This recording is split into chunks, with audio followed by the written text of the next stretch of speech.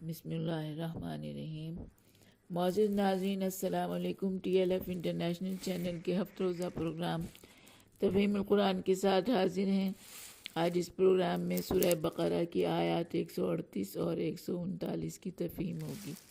منظوم ترجمہ عزیزہ خاتون مرحومہ کا ہے، جبکہ تفہیم کی سعادت خاکسار تینوں فردوس کو حاصل رہے گی۔ تو آئیے سب سے پہلے ہم آتے ہیں سورہ بقرہ کی آیت نمبر 138 کی جانب۔ صبغۃ اللہ ومن احسن من اللہ صبغۃ ونحن لہ عابدون۔ ہم نے اللہ کا رنگ اختیار کر لیا ہے، اور اللہ سے بہتر رنگ کس کا ہو سکتا ہے، اور ہم عبادت بھی اسی کی کرنے والے ہیں۔ تفہیم۔ آیت نمبر 138 میں مسلمانوں کے اس عقیدے کی نشاندہی کی گئی ہے کہ مسلمانوں نے اللہ تبارک و تعالیٰ کے رنگ کو اختیار کیا ہے۔ پس منظر اس کا یہ ہے کہ یہودی بھی اللہ کی نازل کردہ آیات سے پھر گئے اور اسلام قبول نہ کیا، اور نصرانیوں نے بھی یہی کیا۔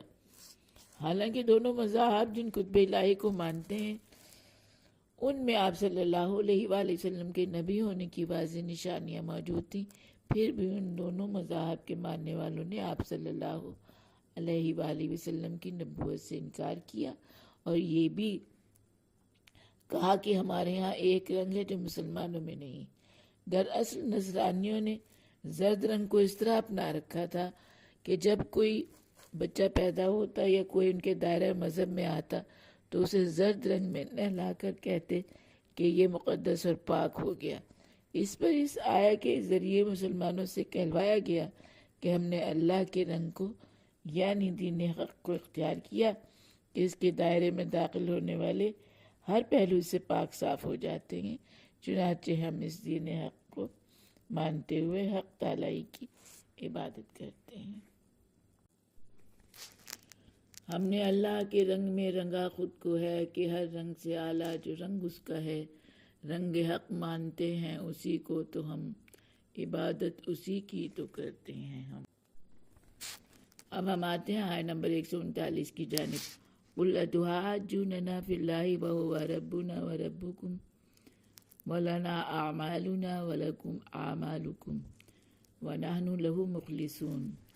ان سے کہہ دیجئے کہ تم جو اللہ کو لے کر ہم سے جھگڑا کرتے ہو، حالانکہ وہی اللہ ہمارا اور تمہارا پروردگار ہے، اور ہمیں ہمارے اعمال کا بدلہ ملے گا اور تمہیں تمہارے اعمال کا، اور ہم خلوص سے دل سے خاص اسی کی عبادت کرنے والے ہیں۔ آیت نمبر 139 میں یہودیوں اور نصرانیوں کا ذات خداوندی کو لے کر جھگڑا کرنے پر کہا گیا ہے کہ اللہ کی ذات کو لے کر جھگڑا کرنا کس قدر معیوب ہے۔ اللہ تو تمہارا بھی وہی ہے جو ہمارا ہے۔ البتہ تم اگر یہ سمجھتے ہو کہ اللہ کی عنایات کے مستحق صرف یہودی ہیں، تو یہ جان لو کہ جیسے وہ تمہارا پروردگار ہے ویسے ہی ہمارا بھی ہے، بلکہ ہمارا تو ہر عمل ہی خالصتاً اللہ کے لیے ہے۔